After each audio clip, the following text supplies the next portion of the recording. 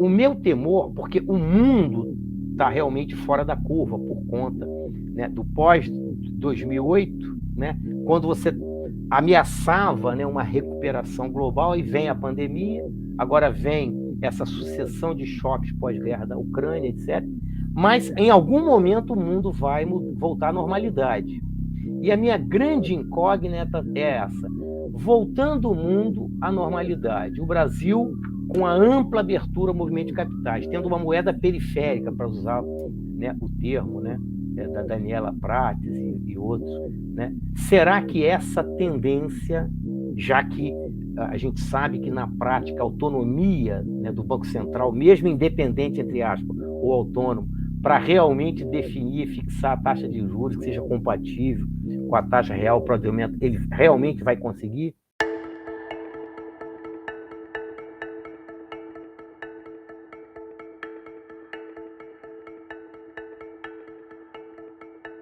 Olá, sejam bem-vindos a mais um episódio do nosso podcast Missão Desenvolvimento. Eu sou Paulo Gala e hoje tenho a alegria, a honra e o prazer de receber meu amigo André Nassif aqui no programa para conversarmos sobre o BNDES, mais especificamente sobre o BNDES no século XXI, que é um título de um último trabalho publicado pelo André, que está muito, muito interessante. Eu acho que vai cair como uma luva aqui nas discussões que a gente tem feito no nosso podcast, debater o BNDES, lições sobre o passado, refletir um pouco sobre desafios futuros também. Então, para a gente é uma alegria muito grande poder receber o André. Antes de mais nada, André, pedir para você se apresentar um pouquinho para a turma que não te conhece aqui, nos contar o que você anda aprontando, o que você tem feito, e depois a gente já mergulha nesse debate de BNDES, que tenho certeza vai ser muito, muito legal. Seja bem-vindo, André. Muito obrigado. Eu que agradeço, Paulo. Para mim é um grande prazer, uma honra estar fazendo esse podcast com você. Eu acho que todo mundo quer participar do canal do Paulo, né? Enfim, eu tenho muita admiração pelo seu canal, porque eu estava contando isso acho que foi para Carmen Feijó. Eu disse assim para Carmen, eu admiro, né, o Paulo, né, para usar o termo popular, que tem um saco enorme, ou seja, para montar um canal. André Roncaglia também. Eu disse assim, Dá eu trabalho. jamais teria talento, nem talento, eu acho que eu teria uma certa preguiça mesmo, Dá né? trabalho. Porque de tudo dá trabalho, e você tem que ter, né, o domínio dessas tecnologias, enfim. Mas eu fico feliz de ver que pessoas como você, o próprio Caetano Veloso, que você disse que esses dias estava assistindo com você também, o canal, né? Ele falou. Tem esse Eu que lado, recomendei. tem esse lado prazeroso, te agradeço, né? Dá muito É, trabalho, mas tem um lado legal de atingir claro, todo mundo, né? exatamente. Então, você pediu para eu começar falando um pouco da minha trajetória, né? Eu vim do interior com 17 anos para fazer vestibular, né, de economia, né?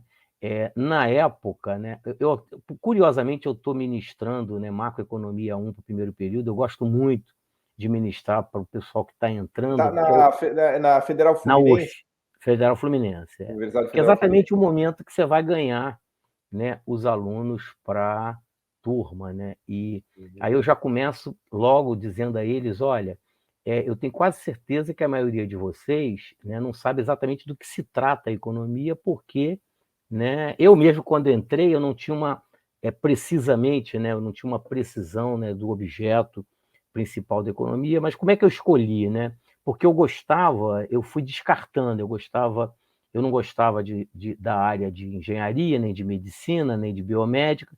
E como eu gostava muito de história, geografia humana, etc., eu fui bater em economia e não me arrependi, né? Isso é que é interessante, não me arrependi, porque a UF, e depois eu fui fazer mestrado na UFRJ, né? E depois voltei, né? Acabei não fazendo a tese, porque eu era do Banco do Brasil, né, mas emprestada à antiga Cassex, não sei se você lembra, a Carteira de Comércio Exterior Uhum. do Banco do Brasil, que era, né, o órgão que executava, né, a política de comércio exterior no Brasil. Na prática, ela quase exercia algumas funções normativas em nome do Consex. Mas aí depois, passados eu acabei perdendo o prazo e tal. Eu não fiz a tese porque eu não quis fazer naquela ocasião. Eu acabei tendo que fazer ANPEC de novo, né? E aí acabei fazendo mestrado na UF, mas dessa vez a tese vai sair, né? Então Enfim, você fez mestrado na UF e na UFRJ. na UFRJ eu fiz os créditos, mas cheguei a começar uma tese com o Cardim, né, sobre Schumpeter, depois desisti, depois pensei em fazer alguma coisa na área de comércio exterior, porque eu estava na Cassex, desisti. Enfim, aí houve uma oportunidade para eu fazer 2 anos depois, né, com bolsa do governo italiano, a Cassex me cedeu, né, um curso de especialização na CEPAL, de quase 1 ano. E aí, né, teve toda aquela revisão, né, das disciplinas nucleares de economia e a especialização era em políticas públicas, política industrial, etc. Aí eu falei, não, eu vou refazer a ANPEC. A UFRJ disse que os créditos tinham caducado, eu tive que fazer de novo. Eita, Né? caramba, tem que ter paciência, né? Fazer ANPEC haja paciência. Mas dali eu acabei descobrindo, digamos assim, né, que eu tinha uma vocação mais acadêmica mesmo, né? Enfim. E eu pedi demissão do Banco do Brasil, né, para fazer doutorado, né, em economia na Você UFRJ. foi corajoso, hein? Você trocou a carreira ali, né, no Banco do Brasil. Mas não me arrependi, né? E aí é curioso porque eu tinha a intenção, então, de, no doutorado, né, fazer concurso para a universidade, né, como eu fiz depois. Só que, na época, era no governo FHC, né, que ficou, né, os concursos para as universidades federais ficaram congelados um bom tempo e tal. E aí eu estava desempregado, né, enfim, eu não podia, né, ficar. Estava dando aula em faculdades particulares e tal, era uma coisa meio incerta. E aí surgiu o concurso para o BNDES, eu fiz, né, e foi um lugar muito bom, né? O BNDES é uma instituição maravilhosa para se trabalhar, ou seja, o corpo técnico é de altíssima qualificação, enfim, e você pode trabalhar em diversas áreas, né? Você pode trabalhar na área de mercado de capitais, na área de análise de projetos, né? A maior parte do tempo eu trabalhava no departamento econômico, que era, né? A gente costumava brincar dizendo aqui tem uma universidade dentro do BNDES. É Né? verdade, o departamento de pesquisa é enorme, né? Para fazer pesquisa. E aí, quando surgiu um concurso para professor na UF, efetivo, né, para carreira, né, raramente as universidades fazem concurso para regime parcial, 20 horas. O concurso é o mesmo, prova didática, escrita, de títulos, né, mas surgiu uma vaga, né, para 20 horas, aí eu vou tentar ver se essa vaga é minha, né, enfim.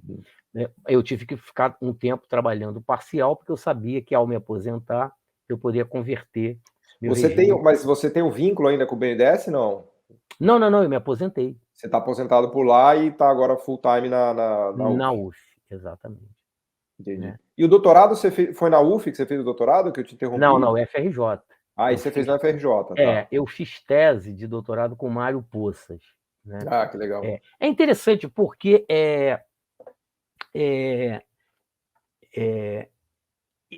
eu fiz tanto a dissertação de mestrado quanto a de doutorado, né, em comércio internacional. A de mestrado foi sobre protecionismo no Brasil, o papel da Cassex, e a de doutorado foi uma avaliação teórica e empírica do processo de liberação comercial, né, e essa que eu fiz com Mário Poças. Então, era uma área ligada a comércio exterior. Né? Claro. Vez em quando eu sempre faço algum outro trabalho nessa área, né? E por isso que eu tenho uma perna, né, no debate sobre política industrial, etc. Enfim. Mas, efetivamente, né, eu poderia dizer, digamos assim, grosso modo, que a minha área de pesquisa e de interesse é desenvolvimento econômico. E desenvolvimento econômico, você sabe, que é uma área, né, de conhecimento da economia que você precisa transitar tanto em micro, quanto em meso, quanto em macro, né, economia. Tem, digamos assim, um custo, né, alto que você não se especializa, né, praticamente em nada, mas é muito mais prazeroso. Certamente muito mais divertido. Né? Sim, exatamente, porque, afinal de contas, eu acho que o trabalho, né, é muito difícil, né, é um privilégio que nós possamos trabalhar naquilo, né, de que gostamos. né? Mas quando isso acontece, né, e que você consegue trabalhar se divertindo, né, que é o meu caso, eu acredito que seja o seu, é muito bom. Né? Sem Eu dúvida. gosto muito de trabalhar. Isso transparece quando a gente lê seus textos, suas pesquisas, isso é bem claro, né? Aliás, quando você lê, né, alguém que escreveu com prazer, com gosto, aparece, né? É uma coisa que fica clara ali. Mas conta um pouco da ideia de fazer esse trabalho sobre o BNDES, né, do BNDES no século XXI. Fala para a gente aqui um pouquinho da... Então, veja, eu não sou um especialista em BNDES, isso que é interessante, né? Mas eu estou muito insatisfeito, né, com o rumo. Eu acho que todos nós estamos insatisfeitos com o rumo que o Brasil tomou, principalmente depois da década de 2000.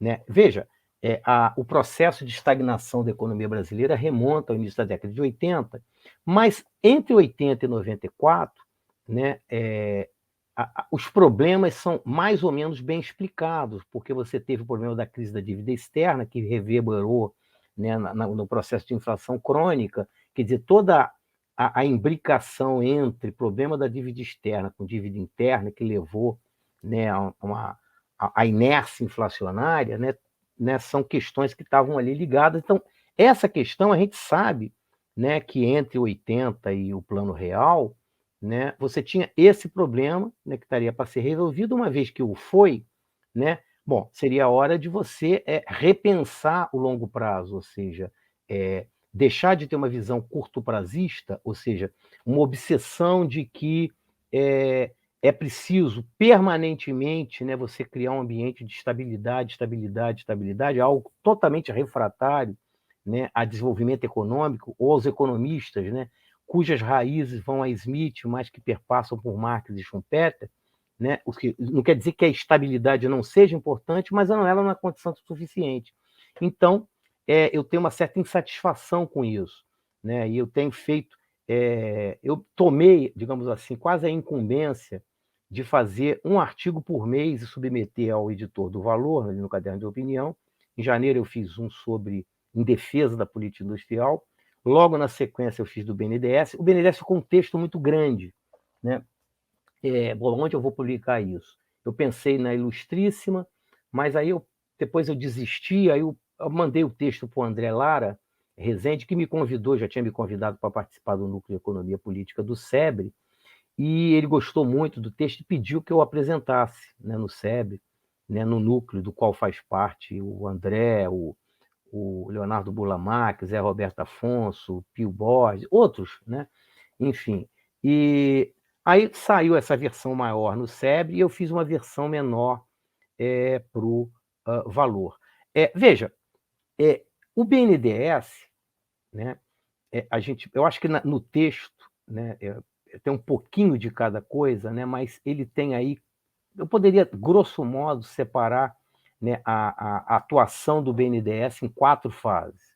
A primeira, que foi a que vai de sua criação até, né, o início dos anos 90, digamos, o período da substituição de importações e a crise, né, da década de 80, né, em que o BNDES se articulava com as demais instâncias, né, de política industrial brasileira, se articulava com... Era um dos grandes players, né, de política industrial, né? Sim, junto com a Cassex, com o Consider, junto com o CDI, né? Enfim, então, digamos, a Cassex, né, tinha o papel, vamos dizer assim, de monitorar, né, praticamente com mãos de ferro, né, o processo de licenciamento, entre aspas, das importações, ou seja, proteger o setor industrial nascente, digamos, da concorrência estrangeira, usando, né, uma parafernália, de forma exagerada, diga-se de passagem, de instrumentos, né? E o BNDES também... quer dizer, o que eu quero dizer é que todas essas instituições atuavam de forma relativamente discricionária, né? Principalmente ali na época, né, da ditadura militar e tal. Mas o fato é que atuava de forma discricionária, mas tendo como objetivo o processo de desenvolvimento. Isso pode ter 1000 problemas, ou seja, a gente conhece principalmente os problemas de ineficiência estática na alocação de recursos, mas eles não reverberavam em ineficiência dinâmica, porque, afinal de contas, a economia cresceu, né, entre a década de 50 e 80, 7,5%, e a produtividade crescia quase 4,5% ao ano do trabalho. Isso mudou depois. O BNDES agia de forma discricionária, não só para fixar as taxas de juros, né, as taxas de juros eram explicitamente subsidiadas, né, mas também utilizava a Finame, né, como uma condição, né, de exigir, por exemplo, né, conteúdo nacional, era um mínimo de 60%. Enfim, então essa fase, vamos chamar assim, discricionária, vai até ali, né, os anos 90 e tal. Depois, mais do que isso até, porque a partir de meados dos anos 90, a partir de meados dos anos 90, é que entra a fase, né, em que o BNDES se concentra no processo de privatização. Não que os grandes projetos, ele tenha abandonado os grandes projetos, né, de investimento, mas, em geral, muito mais concentrado, né, no financiamento, né, direto ou indireto, né, do processo de privatização no Brasil. O FHC que faz essa grande mudança, botar o BNDES como um agente da privatização, né, para Exatamente. ajudar a vender. Inclusive, algo que eu não sei se eu acho relativamente questionável, que por exemplo, quando ele cria o conceito de empresa, né, brasileira, ou seja, deixa de discriminar para fins de financiamento, né, empresa nacional de empresa estrangeira. Então, a empresa estrangeira não podia ter acesso aos financiamentos do banco em recursos de reais, já que elas têm acesso, né, praticamente de forma ilimitada ao mercado de capitais estrangeiro, enfim. A segunda fase, então, que vai, né, essa da FHC, né, que tem, né, o foco do BNDES fica muito concentrado em privatizações, mas ali, mais ou menos, eu acho que no final dos anos 90, se não me engano, no texto eu coloquei, eu tive que pesquisar isso, que se cria a TJLP, né, que é uma taxa de juros de longo prazo definida pelo governo, que embutir um subsídio implícito, né, vai nortear, né, os projetos de financiamento do banco, né? Enfim, veja que nessa segunda fase, né, mesmo com a emergência e a difusão da TJLP, veja, foi também um período em que a discussão e a prática do que a gente chama de política industrial, né, ficou para escanteio, ficou relegado a, né, segundíssimo plano. Ou seja, o Brasil, nesse período, até, digamos, o final do segundo mandato do FHC, abandonou, né, o que a gente começa. O Malan usava aquele lema lá de melhor política industrial é não ter política industrial, que aliás é uma frase do Gary Becker até, né? A melhor best industrial policy é não ter uma industrial policy. E veja, você falou no Malan, eu me lembro que teve uma série de seminários parecidos, eu acho que foi em final de governo, né? Eu acho que no final do segundo mandato do governo, o próprio BNDES fez um seminário, né, sobre temas variados, né? Foi muito maior do que esse recente que foi feito no banco, e nesses seminários participaram especialistas não só brasileiros como internacionais. Foi interessante que o seminário sempre colocava, né, vários temas, política fiscal, política industrial, etc. Né, de uma linhagem mais, né, ortodoxa e um de uma linhagem, né, mais heterodoxa. E veio, por exemplo, na época, o Paul Krugman, o Danny Roderick, etc. E o Malan foi uma frase emblemática, né, e que tem a ver com isso que a gente está falando. Ele comenta alguma coisa assim, que alguém criticou e pediu, olha, o governo praticamente abandonou a política industrial. Aí ele respondeu da seguinte forma: mas quem disse que o Brasil não tem política industrial? A prova cabal é o BNDES, aqui está o BNDES. Ora, né, quando eu estou falando de política industrial, no meu livro, inclusive... Mas ele estava lá para privatizar, né? Poxa vida, né? Pois é. Mas essa fase já tinha até passado, né? Diga-se de passagem. Mas no meu livro, que é na primeira parte do livro, é um debate sobre desenvolvimentistas liberais neoclássicos. Na primeira parte... Aliás, faz a propaganda do livro. Qual é o título do livro aqui para as pessoas que tiverem interesse? Então, o livro deve sair... A pré-venda estava prevista para maio, e as primeiras edições talvez entre junho e julho. é um livro teórico, né, chamado Desenvolvimento e Estagnação. O debate entre desenvolvimentistas e liberais neoclássicos. Note, é um livro teórico, mas você até disse que esse programa é um programa amplo, que tem um público amplo, mas ele foi escrito, né? Eu tomei o desafio de escrever, né? Não diria que eu consegui ser bem-sucedido 100% nisso, mas diria que 80% talvez. Num livro, numa linguagem acessível, tá, a um público maior que não economistas. Ou seja, eu mantive o rigor acadêmico, mas fazendo uma linguagem mais acessível. Por isso que ele tem uma quantidade de rodapés explicativos, conceituais, etc. E é um livro teórico porque a minha ideia seria discutir os 40 anos de estagnação no Brasil. Só que aí eu me animei e começou a parte teórica ficar grande. Eu falei, não, agora eu vou fazer duas coisas. Primeiro eu faço esse, depois, agora eu vou passar para o do Brasil. Mas aí, voltando lá ao BNDES e ao Malan, né, no meu livro, no capítulo conclusivo, né, que é o capítulo normativo desenvolvimentista, o título é Em Defesa das Políticas Nacionais de Desenvolvimento. E eu defendo a seguinte tese ou argumento, né? Quando você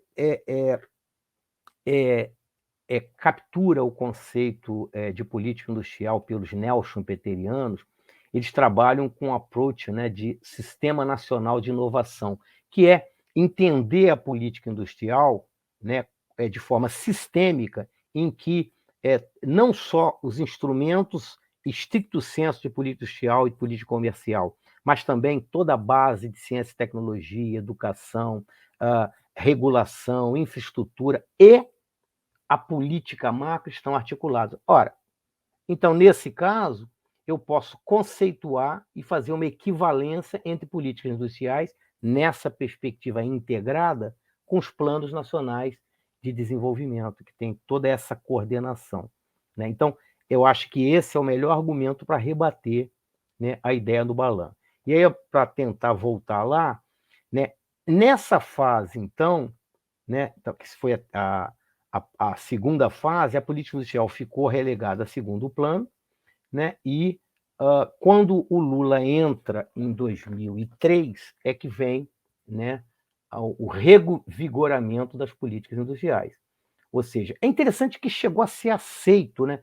Eu me lembro que não houve resistência, né, de toda sorte. A primeira política industrial lançada no governo Lula, em 2004, foi a PIX, né, Política Industrial, Tecnológica e Comércio Exterior.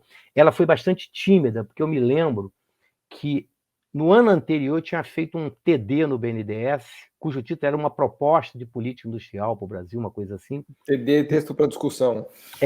Texto para discussão, né? E esse texto para discussão... Você fez, isso você fez na época. Isso eu fiz, Ele tinha muito mais a cara da política industrial do segundo mandato do Lula, que foi a política de desenvolvimento produtivo, do que a PIX. Quando saiu a PIX, eu fiquei muito decepcionado, porque foi muito tímida, muito limitada a 4 ou 5 setores. A PDP, né, foi uma política industrial mais ampla, né? Tudo bem, aqui no Brasil a gente peca um pouco, né, pela falta de seletividade, mas uma característica da PDP, portanto, na volta, né, das políticas industriais, é que ela colocava corretamente no foco, né, a inovação e o investimento em infraestrutura, né? O BNDES, inclusive, participou ativamente do design da PDP, etc. Qual foi, a meu ver, e depois veio o Plano Brasil Maior da Dilma, né? Qual foi o problema de ambos os planos? O Plano Brasil Maior, eu tenho uma crítica bastante contundente, que é a ideia, e eu acho que essa crítica se estende à política econômica do governo Dilma. A gente precisa, né, fazer uma autocrítica do que estava errado ali. O governo Dilma, eu acho que ele ficou um pouco nervoso e preocupado com a desaceleração da economia brasileira a partir de 2011. Isso tinha a ver com problemas internos, mas também com problemas externos. A questão já era a rebarba um pouco da pós-crise de 2008, a crise da zona do euro, etc. E como é que ela respondeu isso? Com subsídios, né, do lado da produção. Ou seja, é interessante que eu acho que o ex-ministro Guido Mantega pensava fazer uma política keynesiana, mas era uma política supply side, né, econômica na prática. Isso acabou, né, não Eles dando certo. desoneraram ali mais de 100 bilhões por ano, né? Foi uma Sim, e outra desoneração coisa, muito o que forte, né? começou, né, restrito a um conjunto de setores, e que talvez estivesse correto ali no imediato, pós-crise, o PSI também foi outra farra, que virou uma farra, estava correto o PSI, Programa de Sustentação do Investimento do BNDES, que embutia subsídio explícito, com recurso do Tesouro. Né? O PSI estava correto para responder à crise, como fizeram a Índia, né, e outros países de desenvolvimento. Mas ele se estendeu um pouco como uma espécie de instrumento coadjuvante do governo Dilma. Né? Então, eu tenho a impressão de que o fracasso, né, da política industrial do governo Dilma tem a ver com isso, mas onde que estão os frutos, né, das 3 políticas industriais do governo do PT? A PITSE, a PDP e a Plano Brasil Maior. Né? Aí, eu tenho a impressão, eu não fiz um trabalho, digamos assim, de mensuração estatística ou econométrica disso, mas eu tenho uma hipótese, né? A hipótese é que, nesse caso, a gente não pode jogar tudo na conta, né, dos governos respectivos, Lula 1, 2 e Dilma 1, mas sim na política macroeconômica. Daí, né, a superimportância de que a política industrial, como faz a Índia, por exemplo, tem algum tipo de coordenação implícita com a política macro. Porque se você tem uma política macro, um regime macroeconômico, que mantém as taxas de juros reais, né, recorrentemente muito altas no Brasil, né, e a taxa de câmbio em tendência, né, de apreciação, ou seja, a taxa de câmbio entre da década de, ou seja, ao longo da década de 2006, 2007 até praticamente 2015, a crise, né, Estava muito apreciada, ficou sobrevalorizada. entre 20% e 30% sobrevalorizada, em média, dependendo do deflator que você usa. Olha, não há política industrial que dê certo, né, numa situação dessa. Né? Enfim, e veja, eu estou preocupado porque a taxa de câmbio brasileira ficou. Ainda provavelmente eu não fiz mais o cálculo de estimação, né, da taxa de câmbio real, né, de equilíbrio de longo prazo, ou a taxa de câmbio que o Bresser chama de equilíbrio industrial, que seria uma taxa de câmbio real competitiva, eu e a Carmen e Eliane chamaríamos de ótima, etc. Mas ela teve um overshooting, ou seja, super depreciada, mas esse foi um ponto fora da curva. Né? O meu temor, porque o mundo está realmente fora da curva por conta, né, do pós-2008, né, quando você ameaçava, né, uma recuperação global, e vem a pandemia, agora vem essa sucessão de choques pós-guerra da Ucrânia, etc. Mas, em algum momento, o mundo vai voltar à normalidade. E a minha grande incógnita é essa: voltando o mundo à normalidade, o Brasil com a ampla abertura ao movimento de capitais, tendo uma moeda periférica, para usar, né, o termo, né, da Daniela Prates e outros, né? Será que essa tendência, já que a gente sabe que, na prática, a autonomia, né, do Banco Central, mesmo independente, entre aspas, ou autônomo, para realmente definir e fixar a taxa de juros que seja compatível com a taxa real para o aumento, ele realmente vai conseguir? Né? Eu tenho dúvida.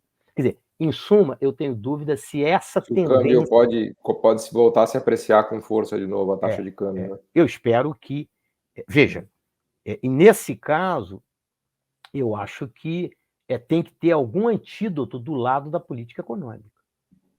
Né? E nesse caso... Mas aí, André, só para não perder, a gente está falando da terceira fase, né? Que é essa que é do Lula, Dilma, dos 3 planos, né? Que você chama.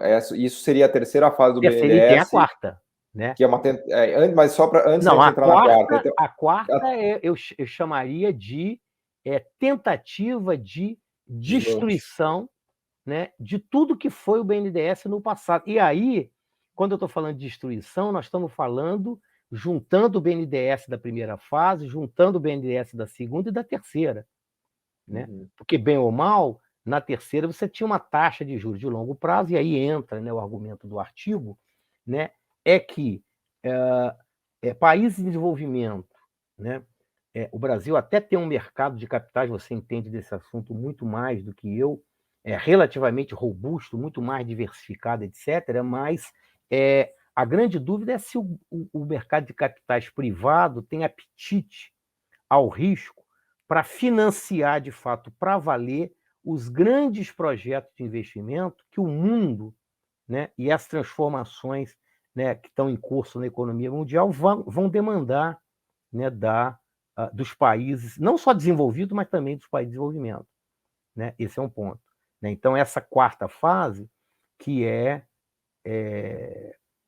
na verdade, eu acho que são dois momentos, né, ali do governo Temer, né, que eu chamaria de momentos estupidez. Né? O primeiro foi o teto de gastos, né, tipo assim, é uma política fiscal burra e estúpida, porque ela foi lançada sabendo que não era para dar certo. Né? Eu costumo brincar que é o equivalente a você fazer uma proposta de acordar para correr todo dia 5 da manhã, achando que você vai entrar em forma. Né? Claro. E a outra foi a eliminação, né? Ou seja, a ideia de que as taxas de juros de um banco de desenvolvimento, né, que financia grandes projetos de investimento de longo prazo, muitos deles estratégicos, têm que ser financiados à taxa de mercado. Depois eu tive o cuidado de ver o trabalho do SEMEC, né, a taxa, eu não lembro qual foi o número, porque o SEMEC faz o cálculo da taxa de retorno nominal. Né? E quando você pega as últimas TLPs, né, ou seja, o financiamento, né, a taxa efetiva, juntando a TLP com o IPCA, né, estava acima da taxa média de retorno, né, sobre o capital, não é de um ano, mas em vigor no país nos últimos 6 ou 7 anos. Ou seja, até que a carteira do BNDES caiu de R$1 trilhão para próximo de 600 bilhões de reais. Caiu quase pela metade o balanço, e os financiamentos que chegaram a atingir 4% do PIB caíram para 1% do PIB. Né? Teve um esvaziamento brutal. Né?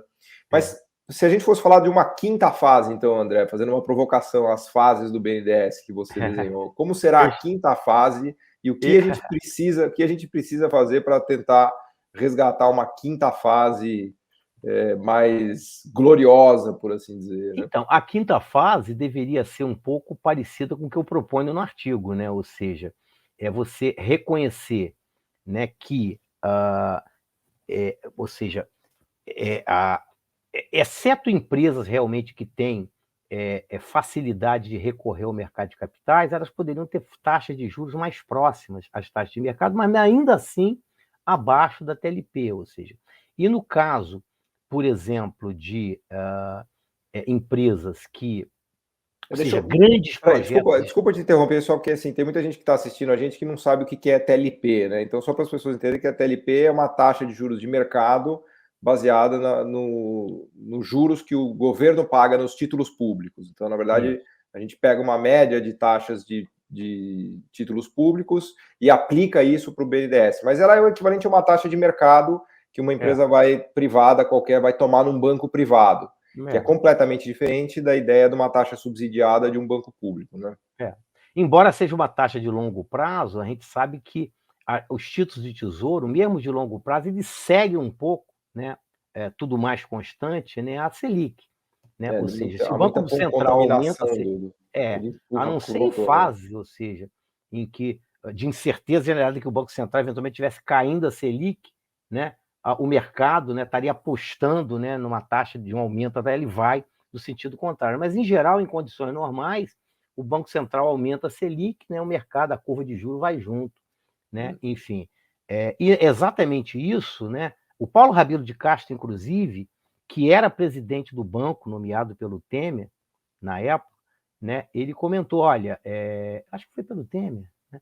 Ele comentou, olha, ele foi contra inicialmente, porque essa taxa é muito nervosa, eu gostei muito dessa expressão, uma taxa nervosa porque, né, ela fica flutuando, de fato, ao sabor, né, da taxa de mercado e ao sabor da Selic.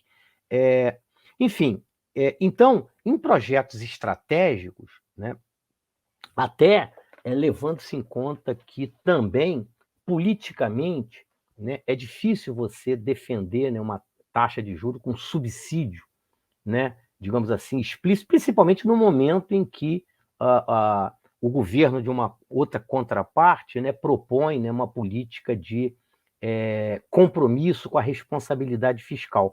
É importante, né, eu acho que demarcar, né, para o público que responsabilidade fiscal é diferente de austeridade fiscal, né? É importante que se paute, né, a política fiscal por responsabilidade, ou seja, que os gastos, né, sejam relativamente bem desenhados, a composição dos gastos, realmente, enfim. Mas a ideia de austeridade implica, né, uma ideia de que os gastos públicos, com proporção do PIB, têm que permanentemente cair, né, ao longo do tempo, e uma vez que caiam, né, permanecer estável, apesar, né, do aumento da população, etc, etc. Então, isso não faz, né, sentido. Dificilmente, acho que nenhum país, né, ou seja, claro, nenhum país, a gente teve na prática, né, programa de austeridade fiscal, mas mesmo isso foi abandonado no mundo inteiro depois das críticas, né, que fizeram, né, as propostas da hipótese, né, da austeridade fiscal expansionista. Enfim, e aí no texto também, você falou na quinta fase, eu proponho, né, que no caso, por exemplo, de projetos estratégicos, por exemplo, inovação, startups inovadoras, projeto, por exemplo, de transição energética, esquece, né? O setor privado, per se, não vai ter apetite para mudar uma tecnologia que ele já utiliza, né? Não, o setor privado, estou falando do empresário produtivo. Se ele não tem, tampouco ele terá, inclusive, demanda para ir, né? Nesse caso, o governo tem que se adiantar, né? Ou seja, o que a Mariana Mazzucato chama de ter que construir, ajudar a construir novos mercados, nesse caso, novas tecnologias. Nesse caso, eu não vejo outra saída senão subsídio, ainda que seja implícito, né? Por isso que no texto eu digo que, quer dizer, eu proponho que no caso de subsídios e que envolvam, né, eventualmente que envolverem recursos do Tesouro, que estejam previstos de forma clara, transparente no orçamento, né? Enfim, isso não é nenhuma... os próprios autores defensores da TLP, né, eu me lembro, por exemplo, que o Sérgio Lazzarini, né, na época, disse, olha, subsídio não é que nunca possa ser concedido, mas tem que ser transparente, está no orçamento, etc. Enfim. Mas aí, Paulo, isso é o que eu proponho, né? O fato é que o BNDES, o novo presidente do BNDES, o Mercadante, o Nelson Barbosa, que é o diretor, né, que estão propondo alternativas, inclusive de encontrar funding que não tem impacto fiscal, né, para o banco, que é a proposta do Nelson, né, de captar recursos a mercado com título emitido pelo próprio BNDES. Mas, veja, você vê que mesmo, né, esse tipo de proposta já está encontrando resistência, né? Ou seja, resistência não só do mercado, né, o que a gente chama eufemisticamente de Faria Lima, né, mas de economistas conservadores, né? Enfim. E a pergunta é, por quê? Eu não tenho uma resposta para isso. O André Lara Rezende sempre repete, né, que a única, digamos assim, suspeita que eu teria é que, digamos, a ideia de neoliberalismo no Brasil, né, ou seja, parafraseando John Maynard Keynes, né, conquistou o Brasil tão completamente quanto o Ricardo. Quanto Né, a Santa Inquisição conquistou a Europa, a Península Ibérica, né? Exatamente. No nosso caso, o neoliberalismo conquistou tão completamente quanto a Santa Inquisição conquistou a Espanha. E o que a gente vê é que parece que no Brasil, né, o desejo da Margaret Thatcher, diz que a Margaret Thatcher tinha uma frase famosa quando perguntaram, não, eu não quero só mudar, né, o Estado, eu quero mudar a alma das pessoas. Né? No Brasil parece que se conseguiu isso, né? Quando você pega, por exemplo, né, a maior parte, né, da opinião pública elegante, né, e letrada em economia em especial, e que escreve na grande imprensa, debate na grande imprensa. Agora, é incrível, André, como isso está em contraposição ao que está sendo feito na Europa, nos Estados Unidos. Não estou nem falando de Ásia, de China, não estou nem chegando lá, mas se a gente olhar o próprio plano Biden, ou nos planos de transição climática e energética da Europa, da Alemanha, da França, né? Uhum. Quer dizer, é um negócio que virou moeda corrente, assim. É isso que o mundo faz, é isso que o mundo está fazendo, né? No Brasil, a gente tem que lutar contra parece que virou um pecado você falar em subsídio, né? Eu até diria, Paulo, que o melhor exemplo comparativo para defender é que os países asiáticos relevantes, que estão indo de vento em popa, fazem. Porque quando você diz que os Estados Unidos fazem, sempre fizeram, a verdade, né? A União Europeia, né, os países, por exemplo, França, Alemanha, estão fazendo, né, existe assim um contra-argumento, mas eles são emissores de moeda, né, forte. Né? Então, é uma espécie de beneplácito. Eles podem, nós não podemos. Mas espera, a Índia jamais abandonou os planos quinquenais de desenvolvimento desde a independência. E a Índia fez um processo de liberalização comercial, mas muito bem feito. Né? Ela levou 10 anos para reduzir as tarifas. Né? Ou seja, eu me lembro que depois de 10 anos, ela começou com a tarifa média de importação acima da brasileira. A nossa, quando o Collor fez, estava em torno de 45, 47 em média. A Índia estava em torno de 60, alguma coisa assim. 10 anos depois, a Índia estava praticando em todos os setores, inclusive na agricultura, todos os picos tarifários de tarifas de nação mais favorecida da OMC. Né? Falei, meu Deus, como? E aí, isso eu tinha visto, ela começou a liberação em 91. Eu fui ver esse dado em 2009. Recentemente, quando eu fui olhar, a tarifa média da Índia está abaixo da brasileira. Só que eles fizeram uma administração de câmbio muito mais eficiente, eles não deixaram a moeda sobrevalorizar. Né? Não. A administração E a cambial Índia, deles foi muito... ela não fez uma liberalização para valer da abertura da conta capitais. Né? Eu, particularmente, eu tenho a posição de que o grande erro que realmente trava o processo de recuperação sustentável no Brasil é a abertura da conta capital e financeira. O problema é que a gente está numa sinuca de bico, porque depois que você faz, que você cria todo um mercado financeiro de derivativo, como é que você vai voltar atrás? Não é fácil. E plenamente integrado hoje, né? Porque o nosso mercado financeiro é totalmente integrado com o resto do mundo, né? A gente tem quase que uma conversibilidade muito simples, né? Você pode trocar reais, enfim, né? Isso foi tudo construído, né? A gente fez o que o ditado popular diz, a gente colocou a carroça na frente dos bois. Agora, e a gente paga caro. Mas eu acho que tem um espaço, André, até queria, estamos já meio que chegando no final aqui, não conseguimos falar nem da metade do que eu queria, mas eu acho que tem um espaço, quando a gente fala dessas questões de transição climática, transição energética, a própria discussão de inovação, eu acho que tem um espaço para voltar a falar de subsídios e do papel do BNDES nisso. Né? Eu acho que o clima melhorou um pouco nesse sentido. Não é verdade que ainda é uma luta, né, no Brasil, mas se a gente olhar o que está todo mundo fazendo, né, você citou o caso da Índia aqui, mas a gente poderia falar de China também, e a orientação dessa nova direção do BNDES, todos os diretores, se a gente olhar o perfil dos diretores, tem a ver com inovação, com transição climática. Eu acho que está colocado aqui um terreno fértil, né? Qual que é a sua visão disso? Você acha que essa quinta fase virá mesmo? Como é que tá a sua impressão do que a gente tem adiante? Não, eu espero que sim, né? Eu espero que sim. É engraçado, você tem uma visão mais otimista do que eu, porque o que eu. Não é que eu tenho uma visão pessimista. O Caetano que fala muito isso, não gosta da palavra otimismo e pessimismo, enfim. A gente tem que ter esperança. Mas é porque me surpreendeu, o que me surpreendeu é justamente a resistência, né? O Nelson Barbosa não falou nem subsídio, né?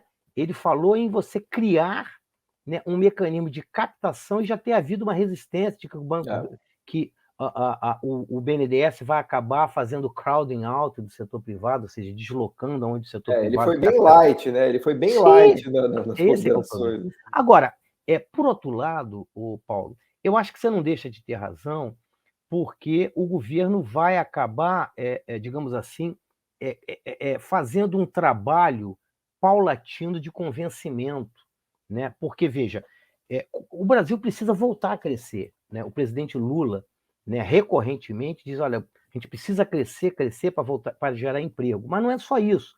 Para você retomar a trajetória de desenvolvimento perdida, você precisa crescer mais, ou seja, você não pode crescer a 1,5%, 2% ao ano, né? Ou seja, né, é o que a gente está crescendo.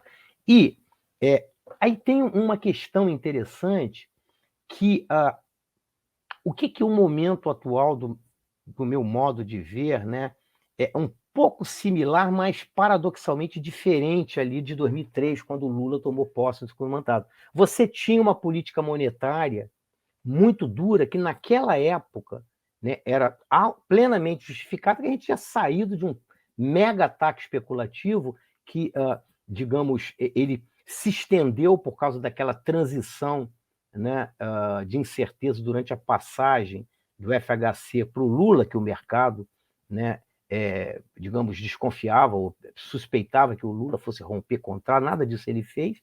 Então, o Banco Central jogou a taxa de juros, né, para a Lua na época, né? E veja, ela ficou, né, as taxas de juros ficaram, em média, muito altas, até eu comento nisso no artigo que eu fiz sobre o Banco Central, da gestão Meleri, ali na crise de 2008, a gente estava com a taxa de juros de 13,75%, coincidentemente, em termos nominais era a mesma coisa, em reais era em termos de 8%. Mas veja, na época, né, quem fazia o papel de crítico das taxas de juros dentro do governo era o José Alencar, que era o vice-presidente, que o Lula está fazendo agora, né? Mas qual foi a saída do Lula, na época, do meu ponto de vista, correto, né? E, na verdade, isso saiu da cabeça da Dilma, foi um plano extremamente engenhoso. Bom, a gente não pode esperar muito leite de pedra da política do Banco Central. E veja que o Banco Central não era autônomo. Ele tinha autonomia operacional. Veja, ele não se meteu com a política do juros, reclamava, etc. Então, vamos fazer um plano. Na época, havia metas de superávit primário, portanto, responsabilidade fiscal. Vamos fazer um plano. Foi preciso ter o beneplácito do FMI, a gente estava saindo, né, daquela política, né, de acordo com o FMI, para tirar, né, alguns gastos de investimento da meta de superávit. E aí lançou-se o PAC, né, o Programa de Aceleração do Investimento, que a gente sabe, eu me lembro que foi um plano total da ordem de 500 bi, mas não era o governo que ia mobilizar esse recurso. O governo entrava com algo muito menor que 50 bi, mas era um plano que conseguiu, digamos assim, ativar, né, o animal spirit, para usar o termo do Keynes, empresarial privado. E a economia decolou. Ou seja, aquilo que a Laura Carvalho chama de mini boom ou milagrinho, tem a ver com isso. É claro que houve um ambiente também externo de boom dos preços das commodities, etc., mas o PAC, né, não há dúvida de que foi um plano importante. Qual é? É mais ou menos similar, mas um pouco diferente, porque a gente precisa agora, a pergunta que eu lhe faço, né, que eu jogaria para você o que vai dar, né, digamos assim, o acionamento do motor no Brasil hoje. Por quê? Porque na época a gente tinha uma política monetária contracionista, uma política fiscal, né, que tinha a responsabilidade, né, de compromisso com o superávit, que foi um compromisso do governo, e aí depois, já no segundo mandato, é que se lançou o PAC. O problema é que agora nós temos uma política monetária muito dura, injustificadamente dura, porque as taxas de juros já eram para estar caindo, né? Nós temos um programa de arcabouço fiscal engenhoso, enfim, tem um mecanismo contracíclico. Eu esperaria alguma coisa, eu só estou um pouco preocupado com, né, eu gostaria de ter um plano que tivesse um pouco mais de válvula de escape para investimento público. Não tem. Em política, né, em economia, muitas vezes é o politicamente viável. Mas é um plano de responsabilidade fiscal, mas não é teto, não tem a burrice do teto. Então, o meu ponto é, o que vai, né, já que esse plano depende, né, do aumento da arrecadação, em termos absolutos, depende de crescer mais, o que é que vai dar o start? Né? Essa é que é a minha preocupação. Eu acho que o único caminho é o corte da Selic mesmo, né, André? Não vai ter muito jeito. Pode demorar mais, pode demorar menos, mas com a Selic nesse patamar, nada mais vai funcionar, né? Não, é muito difícil ter qualquer plano, inclusive de investimento nos moldes do PAC, né? Se a Selic estiver muito alta, ela joga contra todo mundo. Né? É porque eu tenho visto o presidente já... Eu não vi os detalhes, mas ele está preocupado em reativar o PAC, né, revigorar o PAC. Eles devem soltar alguma coisa nessa linha. Né? Enfim, então, respondendo a sua pergunta, que eu acabei não respondendo, eu tenho a impressão de que mais cedo ou mais tarde, ou seja, porque, veja, o BNDES ele precisa criar, né, um design novo, diferente das novas linhas de financiamento, que a gente chama lá dentro de novas políticas operacionais, inclusive incorporando nesses novos setores eólica, solar, transição energética, inovações, etc. Então, mais cedo ou mais tarde, mas não basta só ele anunciar, né, as novas linhas e as novas políticas operacionais. É preciso haver demanda, né, por financiamento do setor privado. Né? Então, eu tenho a impressão de que, uma vez que haja demanda, vai ficar mais, talvez, viável politicamente, né, a defesa, não só a defesa teórica, mas também das experiências em curso, né, na economia mundial, incluindo países desenvolvidos e países em desenvolvimento. Boa. E é o que você falou, essa demanda ela depende da volta do crescimento e depende da queda de taxa de juros e, eventualmente, novas modalidades de juros também no BNDES. Talvez não uma TJLP, como no passado, mas outras modalidades de subsídios, né, especialmente ligados a questões ambientais, questões de inovação, né, até porque, Paulo, viabilize, né? Eu acho que eu tenho alguma coisa a acrescentar. Veja, o governo tem autonomia para desenhar e implementar as políticas do banco. Ele não precisa rezar e ajoelhar, claro, né, aos pés do mercado financeiro. Quer dizer, posso... porque tem muita coisa que o Congresso é favorável também, né? O governo me parece que está relativamente bem articulado com o Congresso, né? Tem muita coisa aí que dá para fazer, né? É isso aí. Que eu acho que vai acabar acontecendo, inclusive, né? Eu acho que vai acabar acontecendo. Né? Eu, olhando para frente, André, eu vejo como inevitável o corte da Selic e a entrada num ciclo de corte de juros. A minha dúvida é se vai ser na metade de 2023, se vai ser um pouco antes, um pouco depois, se vai ser 2024, assim, não sei te dizer quando, mas o próximo ciclo que a gente vai entrar certamente é um ciclo de corte de juros, né? Isso acho que Eu tô começando a apostar, ou quer dizer, a acreditar que surja em meados desse ano, porque a inflação corrente, né, ela está caindo. E veja, a não ser que haja alguma, né, no Brasil, né, até o passado é novo, né? Não sei quem foi que disse essa frase, né? É o passado incerto. Até o passado é incerto, mas a gente vê também, você que trabalha, né, no mercado financeiro também, né, o setor privado está já fazendo, né, posicionamentos apostando na queda da taxa de longo prazo. Sim. Né, inclusive com críticas duras até, eu diria, ao Campos Neto, vinda do próprio setor privado, o próprio setor financeiro. Tem muitos gestores que têm criticado essa postura dele. Né? Então, isso deve facilitar. Né? André Nassif, muito obrigado por essa aula aqui que você nos deu de BNDES, das fases do BNDES. Depois nós vamos deixar o texto aqui para todo mundo que tiver interesse também dar uma olhada. E estamos ansiosos pelo seu livro novo. Depois nos traga aqui novidades de quando vai ser o lançamento, que a gente vai colocar no link do vídeo também. Tá ótimo. Assim que sair, eu vou passar para você divulgar no Twitter, enfim, nos seus canais. Vamos colocar em todas as redes aqui, estou ansioso para ver. André Nassif, muito obrigado. Um prazer. Eu que agradeço. Vamos marcar novas oportunidades. Obrigado. Sempre aqui. Um abraço, Paulo. Valeu. O podcast Missão Desenvolvimento é uma realização da AFB-BNDES, Associação de Funcionários do BNDES, e vai ao ar semanalmente em todas as plataformas digitais. O programa tem direção de Felipe Peçanha, produção de Tatiana Gurgel e edição de Pedro Rocha. Para saber mais, acesse nosso site www.missãodesenvolvimento.com.